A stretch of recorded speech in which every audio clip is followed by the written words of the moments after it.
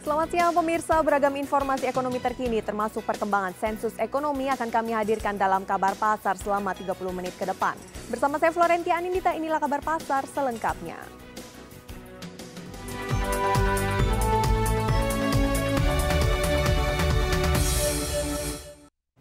Di tengah gejolak di pasar keuangan global, nilai tukar rupiah ternyata masih bergerak stabil.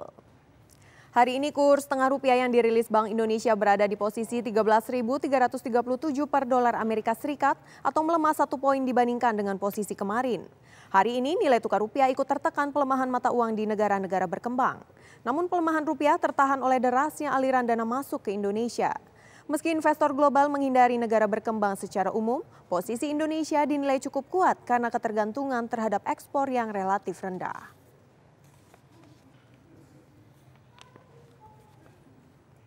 Berbanding terbalik dengan penerimaan pajak yang turun, penerbitan utang baru pemerintah justru terus meningkat. Dalam lelang terbaru penerbitan surat berharga negara, pemerintah telah menerbitkan beberapa seri SBN dengan nilai total mencapai 17 triliun rupiah. Realisasi penerbitan SBN ini jauh di atas target indikatif pemerintah yang awalnya hanya menargetkan penerbitan senilai 15 triliun rupiah. Selain pertimbangan likuiditas anggaran, pemerintah juga ingin memanfaatkan tren penurunan imbal hasil obligasi pemerintah. Dalam sebulan terakhir, harga obligasi pemerintah terus naik seiring dengan derasnya modal asing ke pasar SBN. Pemirsa, hingga akhir tahun 2017 ditargetkan ada tambahan 379,2 km jalan tol baru yang bakal beroperasi. Menurut Kepala Badan Pengatur Jalan Tol, Heri Trisaputra Zuna, dari total tambahan jalan tol tersebut, 5 ruas tol bakal beroperasi pada bulan ini. Sejauh ini pembangunan 5 ruas tol sudah mencapai 100% dan tinggal menunggu jadwal laik fungsi yang telah ditetapkan. Beberapa jalan tol yang akan diresmikan pada bulan ini antara lain Tol Semarang-Solo Seksi 3 Bawen Salatiga, Tol Kertosono Mojokerto Seksi 2, dan juga Tol Medan Kuala Namu Tebing Tinggi yang peresmiannya dijadwalkan pada akhir bulan ini. Semua yang kita harapkan bisa selesai di tahun ini, kalau totalnya kurang lebih 380. Tapi ini sekali lagi memang masih dinamis dalam artian hari ke hari kami terus monitor ya, ada kendala yang menghambat tentu kita carikan solusinya secara bersama sehingga harapan kami di akhir tahun nanti ya more or less 30-80-an kilo bisa kita selesaikan. Semula kita berharap bisa di 392 yang meleset. Cuman ini sekali lagi masih terus kita evaluasi. Pemerintah akan terus mengawasi rendahnya penerimaan pajak di tahun ini. Hingga bulan Agustus lalu, realisasi penerimaan pajak baru mencapai 53,5% dari target.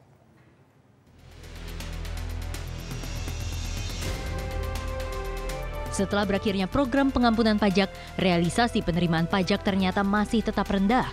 Hingga bulan Agustus 2017, realisasi penerimaan pajak justru turun dibandingkan dengan periode yang sama tahun lalu. Hingga akhir bulan lalu, penerimaan pajak baru mencapai 686 triliun rupiah atau baru sekitar 53,5% dari target tahun 2017 sebesar 1.283 triliun rupiah.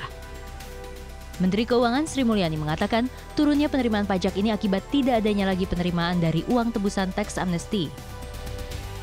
Jadi kita akan terus melihat dari realisasi penerimaan perpajakan kita. Bulan Juli, Agustus, September adalah bulan-bulan di mana tahun lalu kita melakukan tax amnesty. Sehingga dalam hal ini 3 bulan ini dampak dari tax amnesty tahun lalu terhadap penerimaan pada bulan-bulan yang sama tahun ini di mana tidak ada tax amnesty akan kita teliti terus.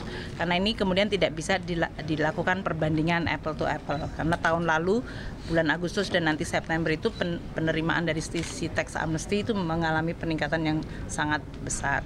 Yang kedua, kita akan melihat kepada data sesudah tax amnesty yang memang memberikan indikasi apakah potensi-potensi penerimaan yang masih bisa kita tingkatkan.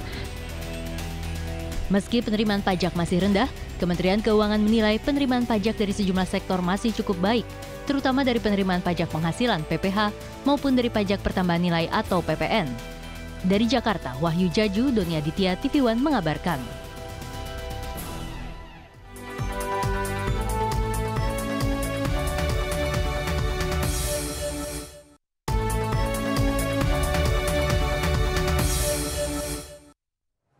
Pemirsa, pada bulan Agustus hingga September 2017, Badan Pusat Statistik BPS akan melaksanakan sensus ekonomi 2016 lanjutan dengan target pendataan usaha menengah kecil UMK dan usaha menengah besar atau UMB. Kegiatan sensus ekonomi yang sudah dilakukan sejak tahun 2016 lalu dibagi menjadi 3 tahapan. Tahap pertama adalah pendaftaran usaha, di mana semua usaha didata secara sensus, baik usaha menengah besar UMB maupun usaha menengah kecil UMK. Kemudian di tahap kedua akan dilakukan pendataan sensus lengkap untuk jenis usaha sementara, dan tahap ketiga di tahun 2018 merupakan diseminasi dan sosialisasi hasil pendataan. Cakupan sensus ekonomi meliputi seluruh usaha, perusahaan non-pertanian yang bertempat di lokasi tetap, permanen, di lokasi tidak tetap, usaha keliling, dan di rumah tangga. Badan Pusat Statistik sedang melaksanakan sensus ekonomi 2016 lanjutan yang digelar pada bulan Agustus hingga September 2017. Sensus ekonomi lanjutan ini diharapkan bisa dijadikan pegangan bagi pemerintah dalam membuat kebijakan di bidang ekonomi ke depannya.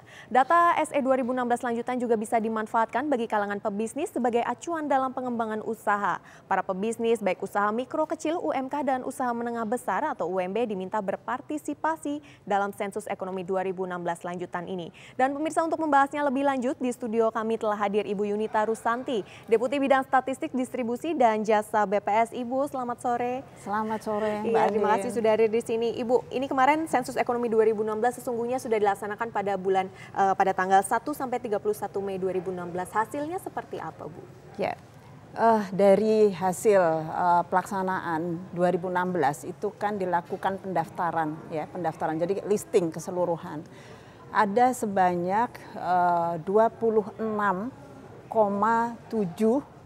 juta usaha, ya, tapi non pertanian sebanyak itu, di mana yang usaha menengah besarnya itu sebanyak 450.000 usaha UMB, sedangkan yang mikro kecilnya itu sekitar 26,3 juta.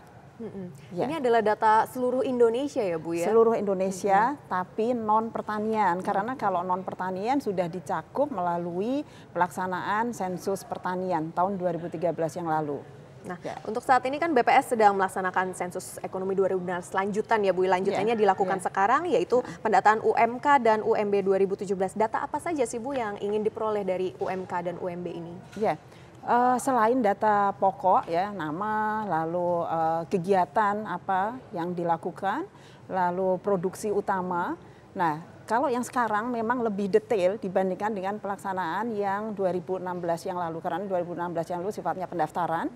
Kalau yang sekarang lebih detail, termasuk neraca, ya, pendapatan, pengeluaran, biaya produksi, pemodalan, lalu kendala dan prospek usaha, tenaga kerja yang di breakdown menurut jenis kelamin, lalu pelatihan apa yang pernah dilakukan, lalu teknologi, ya, apakah juga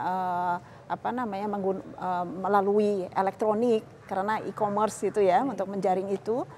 Jadi lebih detail itu ditanyakan. Mengingat ini data-datanya lebih rinci ya, Bu, ya. Ini apakah betul. BPS bisa menjamin kerahasiaan dari respondennya, Bu? Ya, kita berusaha, BPS berusaha untuk menjaga kerahasiaan, ya, karena kita memang tidak menyajikan data individu, tetapi kita akan menyajikan data agregat, ya, data agregat, dan yang jelas dijamin kerahasiaannya. Kita ada Undang-Undang Statistik nomor 16 tahun 97 tentang statistik, ada pasal yang menyebutkan bahwa BPS, ya, itu memang harus menjaga kerahasiaan data yang dihasilkan. Jadi kita jaga sekali kerahasiaan data yang kita peroleh. Bu, bagaimana jika ada responden yang menolak untuk didata oleh petugas sensus dari BPS, Bu? Ya, itu memang yang merupakan termasuk kendala kita juga ya, yang kita pernah hadapi juga. Makanya bagaimana kita meyakinkan ya para pelaku usaha untuk kooperatif, mau menjawab setiap pertanyaan, ya, setiap rincian, mengisi gitu, kita mau menerima. Dan memang biasanya ada kenapa menolak, karena udah kecurigaan, ini ada kaitannya dengan pajak enggak gitu. Terus yang kedua, apakah ini petugasnya betul enggak ya, petugas sensus? Soalnya kan beredar juga bahwa ada juga petugas yang mengaku sebagai petugas sensus, padahal sebetulnya bukan gitu. Jadi meyakinkan agar para pelaku usaha tidak menolak. Makanya kita amat sangat penting sekali bagaimana pendekatan yang dilakukan.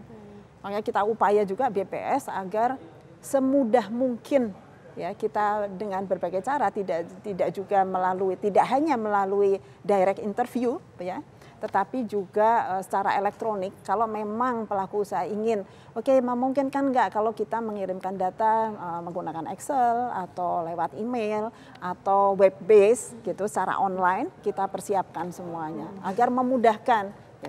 Karena dengan mereka respon aja kita BPS sudah senang kan untuk mendapatkan datanya gitu. Ya, bisa jadi ya Bu ya, ini mereka menolak untuk memberikan datanya karena belum tahu manfaat dari sensus ekonomi 2016 lanjutan ini. Bisa dijelaskan Bu manfaatnya apa saja sih Bu, terutama bagi kalangan pengusaha? Ya, khusus untuk kalangan pengusaha tentu saja melalui pelaksanaan sensus ekonomi ini paling tidak kita bisa tahu kondisi perekonomian kita secara menyeluruh ya, kondisi perekonomian, dan sebetulnya posisi dari pelaku usaha yang bersangkutan itu ada di posisi mana ya? Bagaimana si pelaku usaha itu bisa mengembangkan usahanya? Kalau posisinya seperti ini dengan kondisi ekonomi, perekonomian secara keseluruhan seperti ini, bagaimana nih kira-kira prospek usaha ke depan? Bagaimana langkah yang harus diambil? Strategi apa yang bisa diambil? Itu yang terutama bermanfaat dari pelaku usaha. Tetapi kalau dari pemerintah otomatis ya data itu akan amat sangat diperlukan sebagai dasar kebijakan gitu. Makanya kita amat sangat mengharapkan pelaku usaha ini betul-betul menjawab pertanyaan dengan benar, dengan jujur. Karena kalau mereka tidak menjawab dengan benar, data yang diperoleh juga akan bias. Kebijakan yang akan diambil oleh pemerintah juga akan tidak tepat. Jadi kita amat sangat mengharapkan yaitu penerimaan terhadap petugas sensus dan dalam memberikan jawaban yang benar dan jujur. Baik. Ya. Nah ini Bu, untuk pengetahuan masyarakat juga nih Bu, seperti apa sih Bu peran data BPS terhadap kebijakan yang diambil oleh pemerintah Bu? Selama ini memang data-data strategis ya terutama ini memang selalu bergantung pada BPS. Sumber data utama adalah BPS, dan memang belum lama kan Presiden menyampaikan bahwa data harus bersumber dari BPS. Terutama memang yang data strategis, pertumbuhan ekonomi, ya, PDB, lalu inflasi, kemiskinan, pengangguran, ya, terus data-data yang lain masih banyak ya, IPM, ya, indeks pembangunan manusia itu juga bergantung dari BPS. Ya. Jadi acuannya memang BPS. Walaupun memang BPS itu kan bertanggung jawab terhadap data dasar, ya, undang-undang data dasar. Data-data sektoral emang tanggung jawab dari masing-masing kementerian dan lembaga, terutama itu. Ya. Baik, Bu Yunita, kita masih akan melanjutkan diskusi kita tentang sensus ekonomi 2016 lanjutan ini. Namun kita harus jeda sejenak, pemirsa, tetaplah bersama kami. Kabar Pasar masih akan kembali sesaat lagi.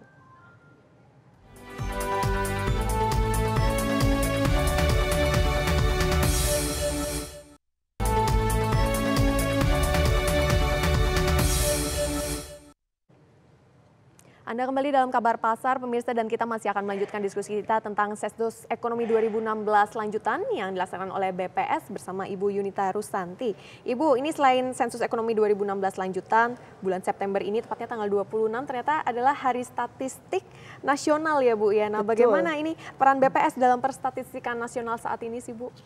Ya, saya jelaskan lagi bahwa tanggal 26 September memang itu dicanangkan sebagai Hari Statistik Nasional. Kenapa itu dianggap sebagai Hari Statistik Nasional? Itu adalah tanggal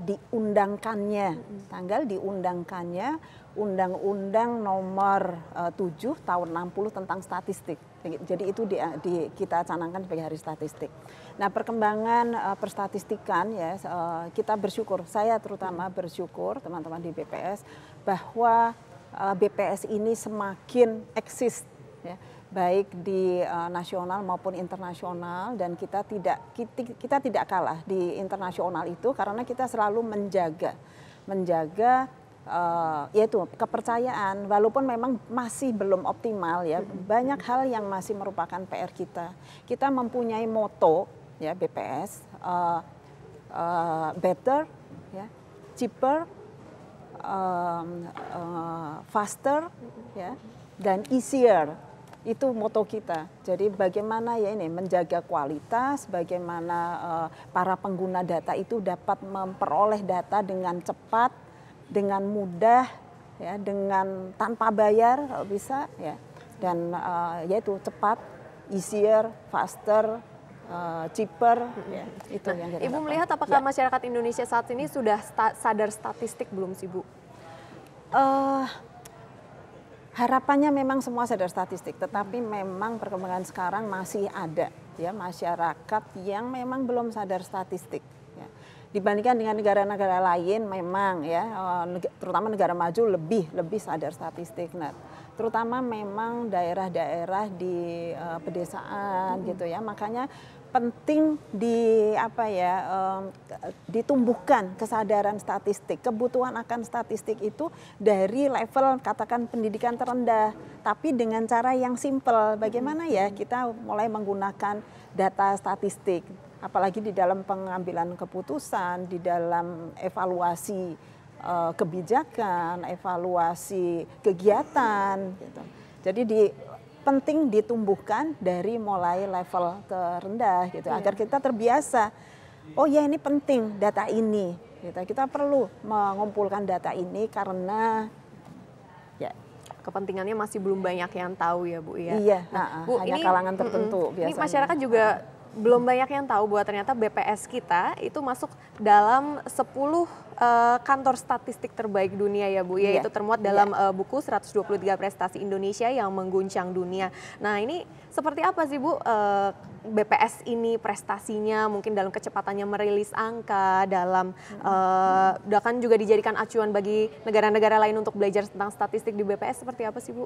Ya, kita di dalam melaksanakan survei ataupun sensus selalu acuannya adalah manual internasional, pedoman dari internasional, tentu saja yang applicable untuk kondisi Indonesia. Katanya karena Indonesia itu kan unik, ya, geografisnya, ya, penduduknya, masyarakatnya terdiri dari suku-suku, gitu. Tapi kita mengacu kepada standar internasional, termasuk klasifikasi, lalu perkembangan perstatistikan. Makanya kita juga selalu ikut di dalam forum-forum internasional, UNSC, United Nations Statistical Commission, lalu organisasi-organisasi internasional lainnya, agar kita tidak tertinggal, gitu. Nah, harapannya ke nasional pun, gitu, kita juga harus mendapat dukungan, gitu, tergantung dari BPS. Makanya kita betul-betul berusaha untuk menjaga, menumbuhkan kepercayaan dari masyarakat, agar memang data bersumber dari BPS itu bagus. Ya. Menjaga kepercayaan masyarakat salah satunya itu dengan menjaga kualitas data yang dimiliki BPS, ya, Bu. Yaitu seperti apa BPS selalu menjaga kualitas data itu, Bu? Dengan acuan kita ada acuannya, misalnya yaitu metodologi, ya, metodologi kita perbaiki. IT sekarang eranya adalah dengan menggunakan teknologi tinggi, ya. Terus bagaimana menumbuhkan si petugas sendiri agar betul-betul mereka melakukan tugasnya dengan sebaik-baiknya. Nah, ini, ya, kembali satu hal penting bahwa sebagus apapun metodologi ataupun infrastruktur ataupun teknologi yang kita gunakan, tanpa kesadaran dari masyarakat, apalagi pelaku usaha untuk menjawab pertanyaan dengan benar, dengan jujur, itu akan otomatis akan berpengaruh kepada kualitas data yang dihasilkan oleh BPS sendiri, gitu. Jadi memang dari sisi BPS selalu berusaha harus lebih baik. Tetapi kembali kepada responden, ya, kita amat sangat mengharapkan untuk yaitu benar-benar menjawab dengan jujur dan benar. agar kebijakan yang diambil juga nggak salah. Ya. Ibu, terakhir ini harapan Ibu terhadap pelaksanaan sensus ekonomi lanjutan, sensus ekonomi 2016 lanjutan di Hari Statistik Nasional ini, Bu. Iya, Mbak Andin, memang ini kelihatannya sebulan, tapi sebulan kurang ya. Batas waktu kan memang sampai dengan akhir September, tanggal 30 September. Itu terasa cepat sekali. Harapannya memang mudah-mudahan semua pelaku usaha, ini kan memang sampel ya yang di 2017 ini, yaitu merespon positif, welcome terhadap petugas, dan ya sekali lagi mengisi kuesioner, ya memang kuesionernya pertanyaannya banyak, cukup detail, tadi sudah saya sampaikan, tapi menjawab dengan benar agar data yang dihasilkan tidak bias. Itu sebetulnya welcome ya, kita harapannya dari para pelaku usaha, welcome terhadap petugas, dan kita sebagai BPS juga mengucapkan terima kasih ya. Tidak semuanya jelek, yang bagus juga banyak, yang welcome sekali, yang membantu sekali, malah oke, anak perusahaannya ini loh ada banyak nih gitu ya, terus harus dicatatnya di kantor pusat. Ada itu yang kooperatif sekali, yang membantu juga banyak. Kita berterima kasih. Setelah dialog kita hari ini ya Bu ya, para pelaku usaha semakin kooperatif di dalam membantu BPS mengumpulkan data-data yang diperlukan bagi Indonesia. Ibu Yunita, terima kasih banyak sudah berbincang bersama kami dalam Kabar Pasar hari ini. Dan pemirsa, inilah akhir kebersamaan kita dalam Kabar Pasar. Saya Florentia Anita undur diri, kita ketemu lagi esok di jam yang sama. Selamat sore, sampai jumpa. Ibu, makasih banyak Ibu.